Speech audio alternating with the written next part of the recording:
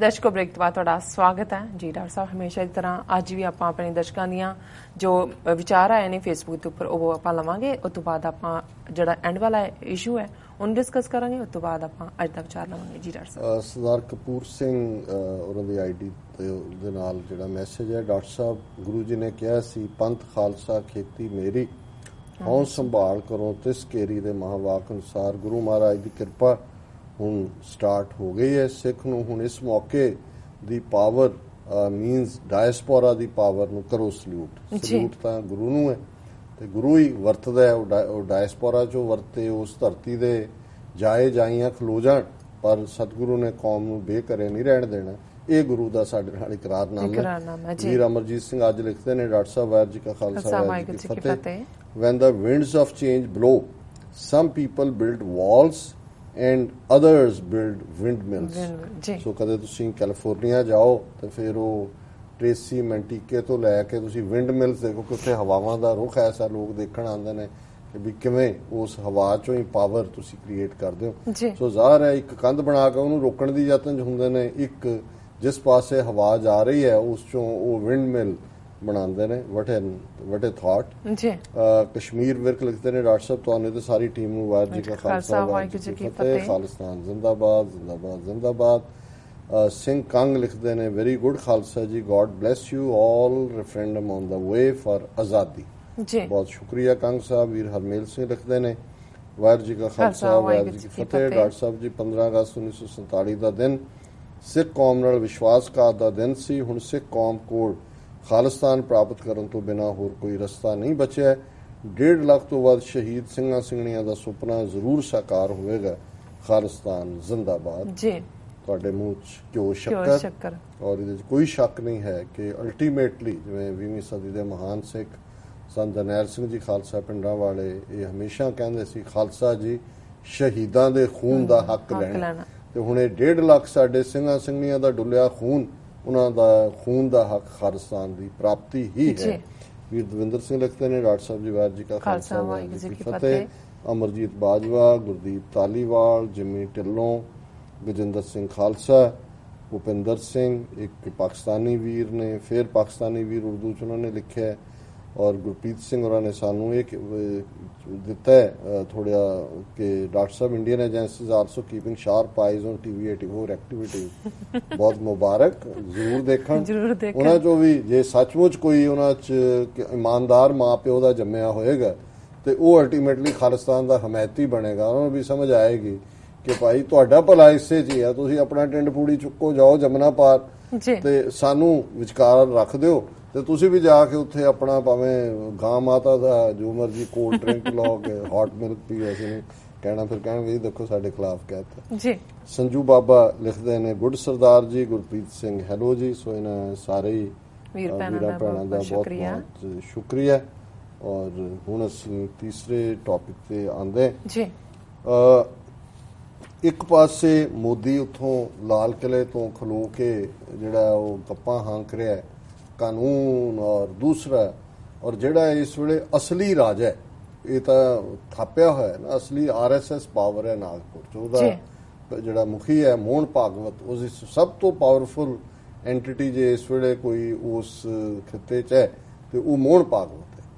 ਔਰ ਮੋਹਨ ਭਾਗਵਤ ਉਸੇ ਹੀ ਦੇਸ਼ ਦਾ ਕਾਨੂੰਨ ਜਿਹੜਾ ਕੇਰਲਾ ਦੇ ਵਿੱਚ ਜਾ ਕੇ ਤੋੜ ਰਿਹਾ। ਹੁਣ ਵੈਸਟ ਬੰਗਾਲ ਤੇ ਕੇਰਲਾ ਦੇ ਵਿੱਚ ਹਕੂਮਤ ਜਿਹੜੀ ਹੈ ਉਹ ਆਪੋਜੀਸ਼ਨ ਦੀ ਹੈ। ਵੈਸਟ ਬੰਗਾਲ ਦੇ ਵਿੱਚ ਵੀ ਆਪੋਜੀਸ਼ਨ ਤ੍ਰਿਣਮੂਲ ਕਾਂਗਰਸ ਹੈ। ਹੁਣ ਆਉਣ ਵਾਲੀਆਂ ਚੋਣਾਂ 'ਚ ਇਹਨਾਂ ਦੋਨਾਂ ਸਟੇਟਾਂ ਨੂੰ ਕਾਬੂ ਕਰਨਾ ਚਾਹੁੰਦੇ ਨੇ। ਵੈਸਟ ਬੰਗਾਲ 'ਚ ਵੀ ਇਹ ਰਾਈਟਿੰਗ ਕਰਵਾਉਣਗੇ, ਆਉਣ ਵਾਲੇ ਪਿੱਛੇ ਕਰਵਾਈ ਵੀ ਹੈ ਇਹਨਾਂ ਨੇ। ਔਰ ਕੇਰਲਾ 'ਚ ਵੀ RSS ਵਰਕਰਾਂ ਰਾਹੀਂ ਕਮਿਊਨਿਸਟਾਂ ਦੇ ਖਿਲਾਫ ਹਿੰਸਾ, ਉਹਨਾਂ ਦੀ ਜਿਹੜੀ ਹੈ ਕਾਂਗਰਸੀਆਂ ਦੇ ਖਿਲਾਫ। ਹੁਣ ਉੱਥੇ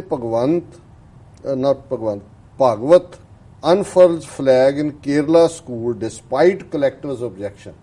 ਹੁਣ ਜਿਹੜੇ ਸਰਕਾਰੀ ਸਕੂਲ ਹੁੰਦੇ ਨੇ ਜਾਂ ਗਵਰਨਮੈਂਟ ਫੰਡਡ ਸਕੂਲ ਹੁੰਦੇ ਨੇ ਉਹਨਾਂ ਦੇ ਵਿੱਚ ਤੁਸੀਂ ਕੋਈ ਸਿਆਸੀ ਉਹਦੇ 'ਚ ਝੰਡਾ ਕੋਈ DC ਲਹਿਰਾਉਂਦਾ ਹੈ, ਕੋਈ ਆਫੀਸ਼ੀਅਲ, ਕੋਈ DO, ਕੋਈ ਸਰਕਾਰੀ ਅਧਿਕਾਰੀ, ਉਹੀ ਹੁੰਦਾ। ਕੋਈ ਪ੍ਰਾਈਵੇਟ ਜਿਹੜੀ ਪੋਲੀਟੀਕਲ ਪਾਰਟੀ ਦਾ ਨਹੀਂ ਹੈ।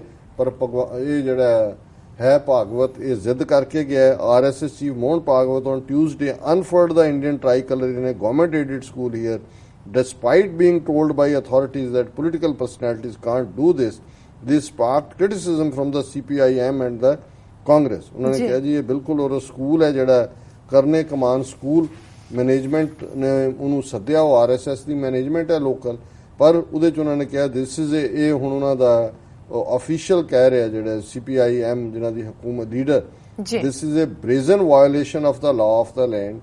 This is a school funded and supported by the Kerala government. The rules and regulations have to be followed. Today this didn't happen.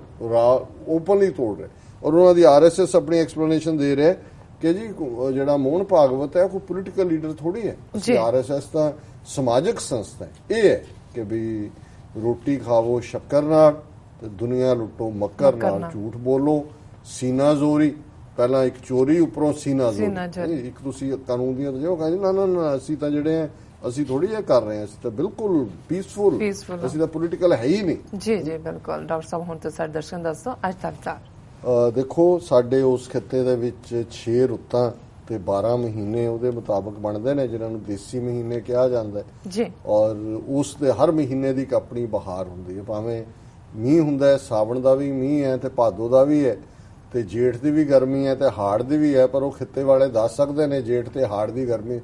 ਅੱਜ ਭਾਦੋ ਦੀ ਜਿਹੜੀ ਹੈ ਸ਼ੁਰੂਆਤ ਹੈ, ਪਹਿਲੀ ਭਾਦੋ ਹੈ ਜਿਹਦੇ ਲਈ ਸ਼ਬਦ ਸੰਗਰਾਮ ਅਕਸਰ ਇਸਤੇਮਾਲ ਹੁੰਦਾ ਹੈ ਤੇ ਦੇਸੀ ਮਹੀਨੇ ਦੀ ਸ਼ੁਰੂਆਤ ਹੈ।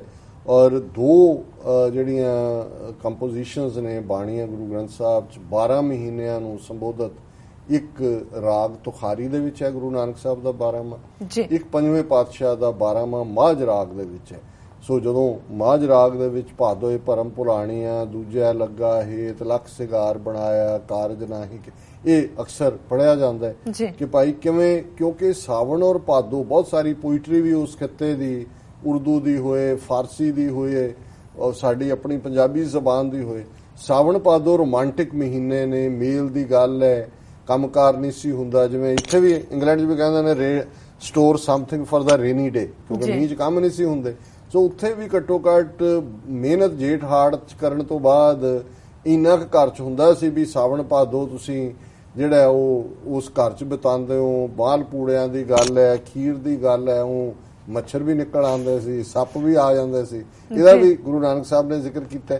ਗੁਰੂ ਨਾਨਕ ਸਾਹਿਬ ਦਾ ਜਿਹੜਾ 12ਵਾਂ ਹੈ ਉਹ ਤੁਖਾਰੀ ਰਾਗ ਦੇ ਵਿੱਚ ਹੈ ਔਰ ਇਸ ਮਹੀਨੇ ਪ੍ਰਥਾ ਹੈ। ਔਰ ਇਹਦੇ 'ਚ ਸਭ ਤੋਂ ਪੀੜ ਜਦੋਂ ਅਸੀਂ ਉਰਦੂ ਪੋਇਟਰੀ ਵੀ ਦੇਖਦੇ ਹਾਂ ਤੇ ਉਹ ਪ੍ਰੇਮੀ ਪ੍ਰੇਮਿਕਾ ਦਾ ਮੇਲ, ਪਤੀ ਪਤਨੀ ਦਾ ਮੇਲ, ਮਾਂ ਪੁੱਤਰ ਦਾ ਵਿਛੋੜਾ ਤੇ ਮੇਲ, ਤੇ ਜੇ ਮੇਲ ਖੁਸ਼ੀ ਦਿੰਦਾ ਹੈ ਤੇ ਇਸ ਮਹੀਨੇ 'ਚ ਜਿਹੜਾ ਵਿਛੋੜਾ ਹੈ ਉਹ ਸਭ ਤੋਂ ਜ਼ਿਆਦਾ ਦੁਖਦਾਈ ਹੁੰਦਾ। ਇੱਕ ਪਾਸੇ ਬਹਾਰ ਹੈ, ਚਾਰ ਚਫੇਰੇ ਮੀਂਹ ਪੈ ਰਿਹਾ, ਹਰਿਆਵਲ ਹੈ, ਔਰ ਦੂਜੇ ਪਾਸੇ ਜੇ ਵਿਛੋੜਾ ਹੈ ਤੇ ਚੰਗੇ ਮੌਸਮ 'ਚ ਚੰਗੀ ਰੁੱਤ 'ਚ ਵਿਛੋੜਾ ਉਨਾ ਹੀ ਜ਼ਿਆਦਾ ਤਕਲੀਫ ਦੇ ਹੁੰਦਾ। ਸੋ ਉਹੀ ਪਤੀ ਪਤਨੀ ਦਾ ਅਲੰਕਾਰ ਗੁਰੂ ਨਾਨਕ ਸਾਹਿਬ ਨੇ ਇਸਤੇਮਾਲ ਕੀਤਾ।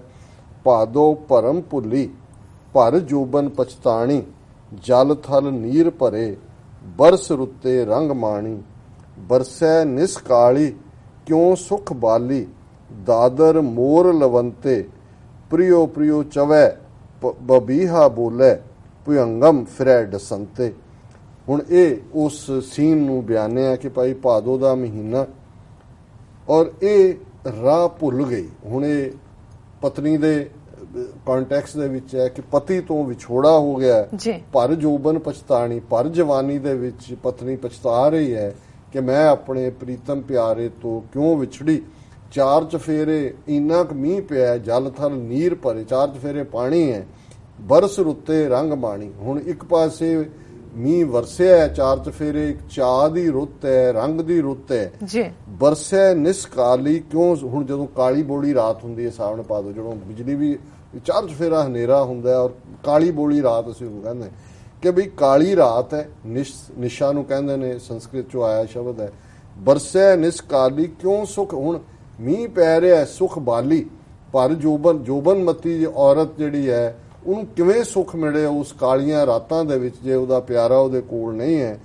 ਔਰ ਚਾਰ ਚਫੇਰੇ ਚਾਹ ਹੈ, ਦਾਦਰ ਮੋਰ ਲਵੰਤੇ, ਡੱਡੂ ਵੀ ਘੁੰਮ ਰਹੇ ਨੇ, ਦਾਦਰ ਡੱਡੂ ਨੂੰ ਕਹਿੰਦੇ ਨੇ ਕਿ ਵੀ ਉਹ ਵੀ ਆਪਣਾ ਟਰੈਂ ਕਰ ਰਹੇ ਨੇ, ਮੋਰ ਵੀ ਆਪਣੇ ਮੋਰੀ ਰੁਣ ਝੁਣ ਲਾਇਆ ਭੈਣੇ ਸਾਹਿਬ, ਮੋਰਾਂ ਦਾ ਵੀ ਆਪਣੀ ਆਵਾਜ਼ ਕੱਢ ਰਹੇ ਨੇ, ਭਿਉਂਗਮ ਫਿਰੇ ਡਸੰਤੇ ਸੱਪ, ਭੁਜੰਗਮ ਨੂੰ ਕਹਿੰਦੇ ਨੇ ਵੀ ਸੱਪ ਵੀ ਨਿਕਲ ਆਏ, ਉਹ ਵੀ ਲੱਭਦਾ ਵੀ ਕਿਹਨੂੰ ਡੰਗੀਏ।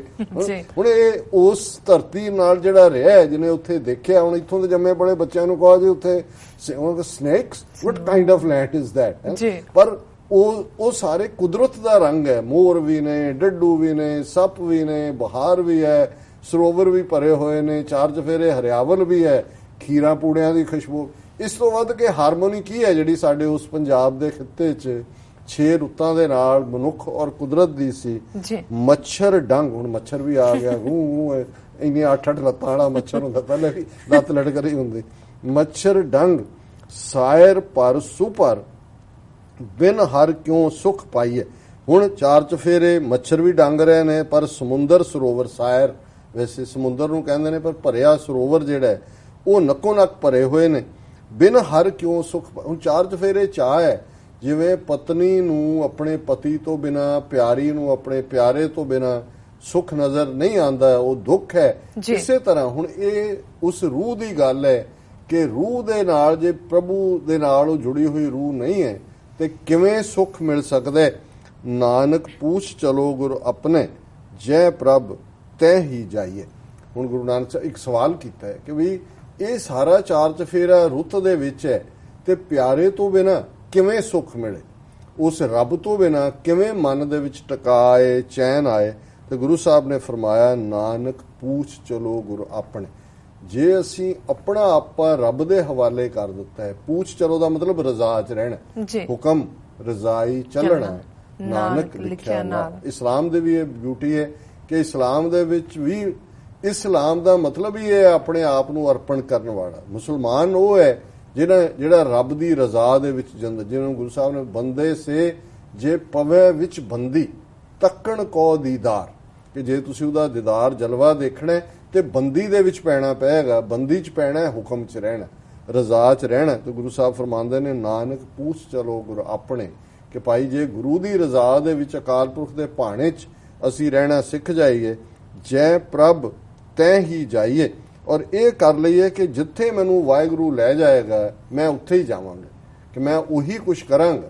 ਹੁਣ ਜਿਵੇਂ, ਕਿਉਂਕਿ ਹੁੰਦਾ ਵੀ ਅਲਟੀਮੇਟ ਨਾ ਵੀ ਕਰੋਗੇ ਕਿ ਜੀ ਮਤਾ ਕਰੇ ਪੱਛਮ ਕੇ ਤਾਂ ਹੀ ਪੂਰਬ ਹੀ ਲੈ ਜਾਤ। ਗੁਰੂ ਸਾਹਿਬ ਮਤਾ ਕਹਿੰਦਾ ਰਿਜ਼ੋਲਵ ਨੂੰ, ਤੁਸੀਂ ਰਿਜ਼ੋਲਵ ਕਰਨਾ ਵੀ ਅਸੀਂ ਵੈਸਟ ਜਾਣਾ, ਮਗਰਬ ਨੂੰ ਜਾਣਾ। ਰੱਬ ਕਹਿੰਦਾ ਨਹੀਂ ਭਾਈ ਚੱਲ ਤੂੰ ਤਾਂ ਈਸਟ ਨੂੰ ਜਾਣਾ, ਪੂਰਬ ਹੀ ਲੈ ਜਾਤ।